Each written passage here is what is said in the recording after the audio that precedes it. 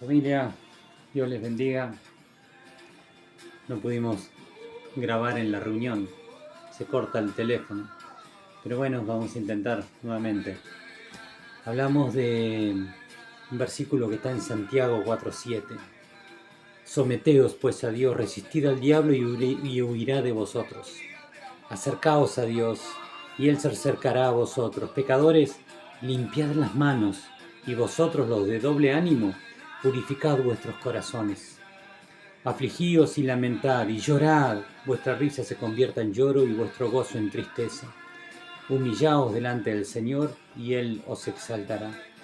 Saben, estamos en un grupo de varios pastores de Latinoamérica, en varios grupos, y todos coincidimos en lo mismo, ¿no? De cómo nuestra sociedad está tan deteriorada y tan mal, tan alejada de Dios. Y sobre todo las iglesias, ¿no? Que también estábamos charlando de cómo el mundo se ha metido en las iglesias, y he notado algunas como la exaltación y el culto a la belleza y al cuerpo y la pérdida de identidad, la identidad que nos ha dado Dios, y sobre exaltar el deseo y seguir animar a que se siga el corazón, lo que te dicta el corazón, y tan alejado de lo que Dios dice, de que el corazón es engañoso y perverso, ¿no? Y, y que según nosotros nos vemos o nos autopercibimos, como nuestra identidad se va degenerando, se va autodestruyendo. Y cuando Dios nos crea, hace dos sexos, hombre y mujer. La, la sociedad hoy aplaude y anima al sexo, y pues nosotros sabemos que el sexo está reservado para el matrimonio, exclusivamente el matrimonio, y estos dos sexos, hombre y mujer, es la única combinación posible del sexo, hombre y mujer, Horacio y Mabel. Y cómo se exaltó y se permitió y se legalizó después el homicidio de niños no nacidos, ¿no? Y la sistemática destrucción de la familia según Dios, papá, mamá, hijo, hija, o hijo o sin hijo, pero la forma de la familia que nos dice el Señor, ¿no? Y poder entender de que las iglesias también están sufriendo esta introducción del mundo dentro de las iglesias, con los formatos, las distracciones a través de los sistemas, ¿no? Que nos quitan de que Cristo sea el centro, nuestro primer y único amor, nuestro Señor, nuestro amo, nuestro gobernador. Y cómo permitimos que el mundo entre en las iglesias y modifique incluso el culto a Dios, en vez de que la iglesia en la sociedad produzca las modificaciones y a la sociedad y los cambios y llevar la vida al mundo, no que la muerte entre a las iglesias. Y cómo esas riendas sueltas a lo almático, donde están las emociones, los sentimientos, el intelecto, hace que el mundo de a poco se vaya metiendo y vaya tomando esa forma del mundo, iguales a lo que pasa en las fiestas del mundo, ¿no? Los cultos con exacerbación de los deseos, de las emociones, las danzas, la música, los ritos, las fiestas, las ofrendas para obtener bendiciones. Todo eso es idolatría, porque Dios lo que exige es santidad, entrega y muerte al yo y muerte al ego, y ser orden, obediencia a las escrituras. Las culturas y los tiempos pasan, las formas son distintas, pero la Biblia es una, y la forma de adorar a Dios es una, y Dios busca en espíritu y en verdad la verdadera adoración. Incluso el tema de las personas, las vidas domingueras, que solamente la búsqueda de la santidad el domingo y el resto cualquier cosa, ¿no? El servicio por placer, el servicio porque a mí me gusta y lo hago, En cambio, si tengo que hacer algo que me manda Dios de hacer, orar, leer la Biblia, ofrendar, diezmar, hacer algo que es espiritual, a mí no me gusta, no lo hago. Entonces, algunas cosas de la Biblia sí y otras no, y eso estoy muy equivocado. Así que el servicio por placer llega a un punto que no me lo agradecen, no me aplauden y no me reconocen, yo me molesto y me voy. La mezcla de la política y de la religión, las cosas, mezclar todas esas cosas no tienen nada que ver. Dios pone y saca reyes, Dios pone y saca presidentes. Es honorable trabajar en la política, pero también es honorable estar atrás de un camión de basura o en una ambulancia o en un negocio de construcción. Cualquiera es honorable. El tema está si hay fruto del Espíritu en cualquiera de esos lugares.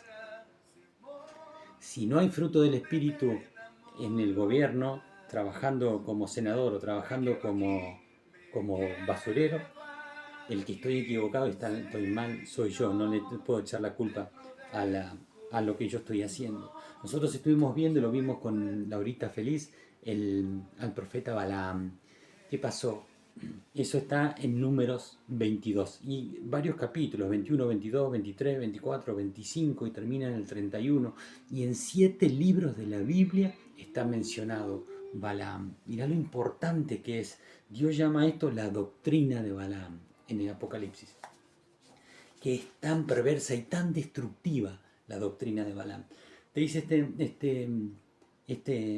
entrada para ponernos en contexto de lo que voy a hablar en el tema de la iglesia, pero no solamente el tema de la iglesia como cuerpo, sino como nosotros, como piedras vivas, un ladrillito vivo de eso que es la iglesia y nuestro testimonio a la sociedad y al mundo.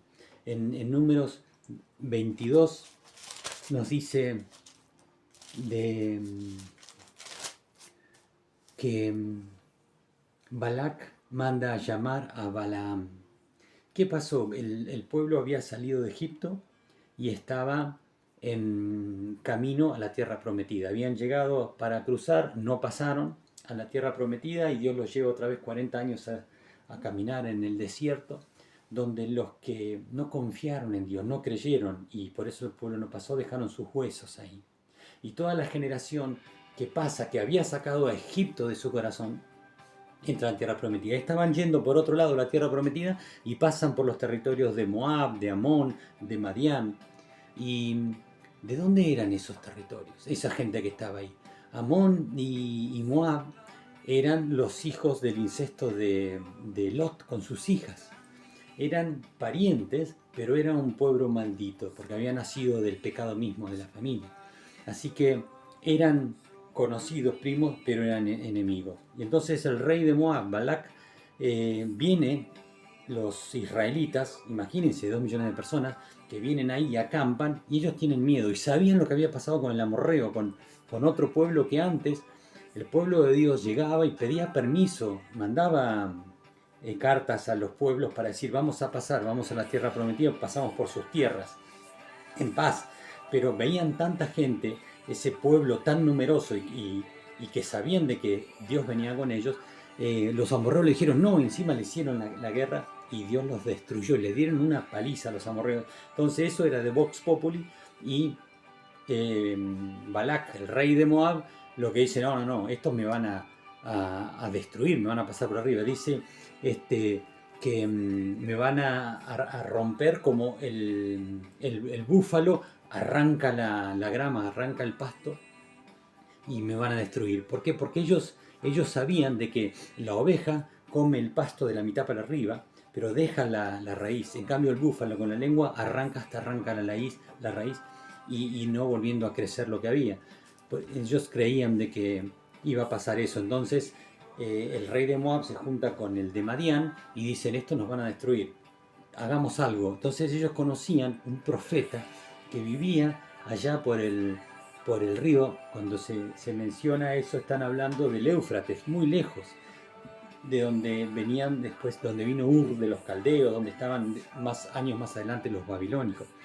De esa zona, Balaam. Entonces juntan plata y le mandan para comprarlo, para darle y que venga a maldecir a este pueblo que estaba. Entonces Balaam, cuando recibe la gente, él escuchaba a Dios. Y la fama de él era de que a quien él maldecía era maldito y a quien él bendecía era bendecido. Entonces lo mandan a buscar y él consulta con Dios. Y Dios le dice que no vaya a ese pueblo. En Génesis dice, en Génesis 12, 2 dice, y haré de ti una gran nación, Abraham, y te bendeciré y engrandeceré tu nombre y serás bendición. Bendeciré a los que te bendijeren y a los que te maldijeren, maldeciré. Y serás bendita en ti todas las naciones de la familia. Ese era el pueblo de Dios, ese era un pueblo bendecido por Dios, lo había escogido para ser su pueblo, su amado pueblo. Y ahí le dice Dios a Balaam que no vaya a maldecir a ese pueblo, que no, punto. Balaam va y se lo dice, ellos se vuelven y le dicen al rey de Moab. Entonces dice, no, nosotros necesitamos eso. Así que le da mucho más dinero, manda a gente más importante, a los príncipes, vayan y por favor convénzalo. Y vuelven y lo terminan convenciendo. Entonces él hace hablar nuevamente con Dios. Y acá viene el gran problemita de todos nosotros, ¿no? De querer negociar cuando la respuesta que Dios nos da o lo que leemos en las Escrituras no nos gusta. Y Dios no negocia con nosotros. Él no negocia con su creación. Él dijo que esto es así y es así. Dios es misericordioso, perdonador y de amor, es un Dios de amor, pero es un Dios justo y su voluntad es soberana. Así que Él dijo y así es. Entonces Dios le dice a Balaam, está bien, anda, pero vas a decir exactamente lo que yo te diga. Entonces Balaam agarra, les dice que sí, vio la platita que era mucha y empezó el camino hacia las tierras del rey de Moab. Pero ¿qué pasó? Ya había una doble intención en su corazón. Ya había un doble ánimo, ya había una idea distinta de ir, no para obedecer a Dios y para hacer la voluntad de Él y para que Él sea el Señor y dueño, sino para ganar dinero, para trabajar por plata. Y esa es bien penado por Dios, ¿no? El tema de que lo hacemos por dinero o por fama, todas las cosas. Y eso es tan común en el ser humano, la doble intención, ese dualismo que hay. Yo hago algo por algún motivo. Y la motivación es importantísima para Dios.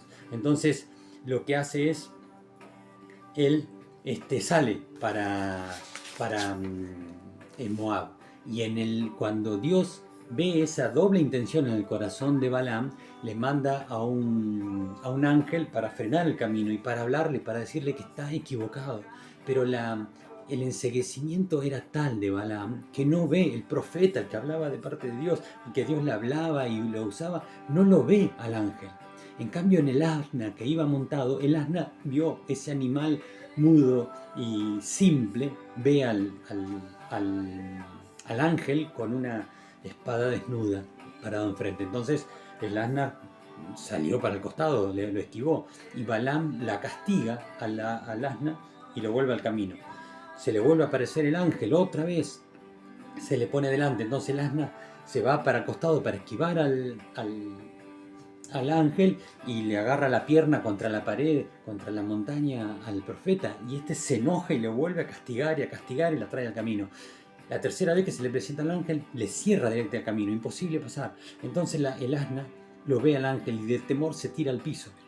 Y Balaam la azota y la castiga al pobre animal terriblemente. Y Dios abre la boca del asna. Y el animal le habla, le dice, ¿por qué me golpeaste? ¿Por qué me golpeaste por tercera vez? No solamente habla, sino que sabía contar también. Así que le dice, ¿por qué me pegaste 3 veces? ¿Cuándo te fallé? ¿Cuándo te hice algo? Si lo hice, lo hace por algo. Y Dios le abre los ojos a Balaam, le hace caer ese velo y puede ver. Se postra en el piso y el ángel le dice, si no hubiera sido por el asna, yo te hubiera matado. Así que él dice, perdón, reconozco, pido perdón que había eso, entonces me vuelvo. Y el ángel le dice, no, vas a ir, pero vas a hablar solamente lo que Dios te revela. Pero no puede haber doble intención. La obediencia no puede ser a medias. Cuando habla el profeta, cuando habla el profeta Samuel, en primera de Samuel, dice: se complace Jehová tanto en los holocaustos y víctimas como en que se obedezca la palabra de Jehová. Ciertamente el obedecer es mejor que los sacrificios y prestar atención que la grosura de los carneros. Así que Dios no quiere medias tintas, Él quiere tu corazón completo, que no haya doble intención. Entonces cuando él llega, Balaam come con el rey y al otro día va a hacer su trabajo. Y el rey Balac se lo lleva a un lugar que se llama Bamot Baal. Bamot Baal era en lugares altos de Baal. ¿Por qué lugares altos? Porque los brujos iban siempre a esos lugares altos para tomar las ciudades, para maldecir, para ganar esos lugares. Y después cuando Dios en la antigüedad le decía que vayan y limpien esos lugares, destruyan esos altares que habían hecho, algunos del pueblo reyes lo hicieron y otros no.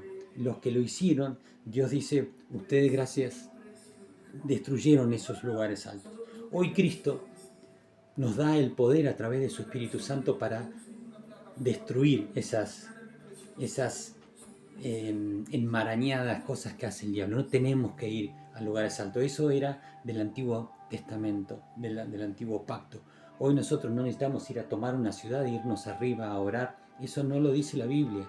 Él dice que podemos estar 10 pisos para abajo de un sótano, orar y reprender al diablo en su nombre, en el nombre de Jesús, porque en el nombre de Jesús toda rodilla se doblará. Todas, va a confesar que Él es el Señor. Todos los demonios, todos los espíritus, todas las entidades le obedecen al nombre de Jesús, porque lo conocen. Así que Él va y los lleva a esos lugares, ¿no? A esos lugares donde tenían los... Y Baal era un dios para ellos con cabeza de toro, algunos lo dibujan con alas, pero era ¿cómo se dice? Una escultura de madera o de piedra. Así que los lleva a esos lugares y le pide que por favor maldiga al pueblo que estaba ahí, que avanzaba sobre ellos. Y bueno, él le dice que prepare los 7 altares con 2 animales cada uno, hacen el holocausto y se va a buscar a Dios. Y Dios, cuando viene y le habla a Balaam, le dice de que a él lo vino a buscar Balac para maldecir. Y dice: ¿cómo voy a maldecir algo que Dios no maldijo? ¿Y por qué voy a execrar al que Jehová no ha execrado? Porque la cumbre de las peñas lo veré y desde los collados lo miraré. Aquí un pueblo que habita confiado y no será contado entre las naciones. ¿Quién contará el polvo de Jacob o el número de la 4ª parte de Israel? Muera yo la muerte de los rectos y mi postrimería sea como la suya. Como diciendo: ojalá yo pudiera ser como ese pueblo que está ahí. Es un pueblo bendecido por Dios. Y el rey de Moab se enoja y le dice: no, te traje para maldecir y lo estás bendiciendo. Y se lo lleva a otra montaña y vuelve a pasar lo mismo, otro oráculo de bendición. Y se lo lleva a otro que esta vez se llamaba Baal Peor. Y se lo lleva a ese lugar para hacer el tercer oráculo y pasa exactamente lo mismo. Y encima se enoja y lo termina echando. Entonces, antes de irse, vuelve a tomarlo Dios y profetiza. Profetiza sobre todos los pueblos que estaban ahí lo que iba a acontecer y profetiza la llegada del Mesías. En el 24:17 dice: y lo veré, mas no ahora, lo miraré, mas no de cerca. Saldrá estrella de Jacob y se levantará cetro de Israel y herirá las sienes de Moab y destruirá a todos los hijos de Set. Estaba profetizando lo que siglos después iba a venir cuando vinieron los magos de Oriente, de ese mismo lugar de donde era Balaam, siguiendo la estrella de Jacob, y que iban a buscar el cetro de Israel, el rey que se iba a levantar, que iba a nacer en Belén. Así que profetizó del Mesías siglos antes. Y acá termina el capítulo 24. Y el capítulo 25 no tiene explicación. ¿Qué pasó de un capítulo a otro? En el capítulo 25 dice que moraba Israel en Sittim. O sea, ellos siguieron estando ahí varios tiempo. Y cerca de la cercanía, cerca de donde estaban los moabitas. Y dice: y moraba Israel en Sittim, y el pueblo empezó a fornicar con las hijas de Moab. Así acudió el pueblo, dice, las cuales invitaban al pueblo a los sacrificios de sus dioses, y el pueblo comió y se inclinó a sus dioses. Así acudió el pueblo a Baal Peor, y el furor de Jehová se encendió contra Israel.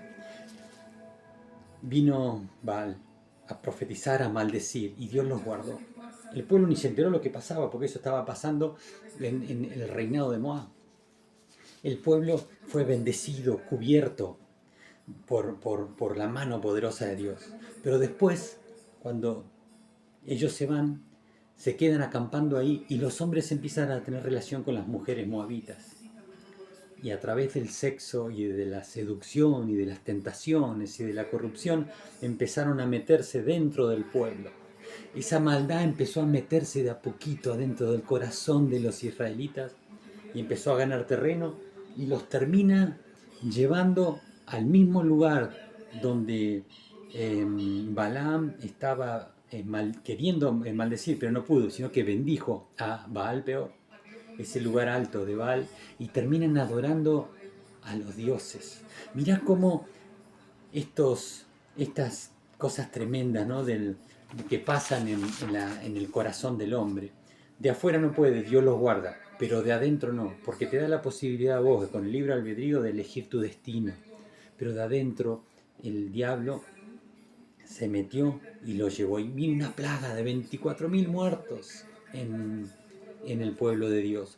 Porque esa doctrina tan destructiva de Balaam, de esa doble intención, dejarse seducir por la tentación, de ese doble ánimo, es terriblemente destructivo para el ser humano. Cuando en el 2023, el 7 de octubre, se hace una fiesta que se llamó Supernova en el pueblo de Israel, le dieron la posibilidad a Hamás en ese momento de entrar y hacer una destrucción, una matanza terrible y llevarse cautivos. Cuando esta fiesta, que es una fiesta trans, no parecía mala música electrónica para divertirse, pero esa doble intención de inducir toda esta inmundicia satánica de la desfiguración de la sexualidad humana, metida desde adentro, produce la destrucción del domo. El domo es un lugar donde de afuera tiene mucha resistencia, pero muy fácil, es como el huevo y el polluelo. De afuera aguanta mucha presión el huevo, pero de adentro un polluelo lo rompe.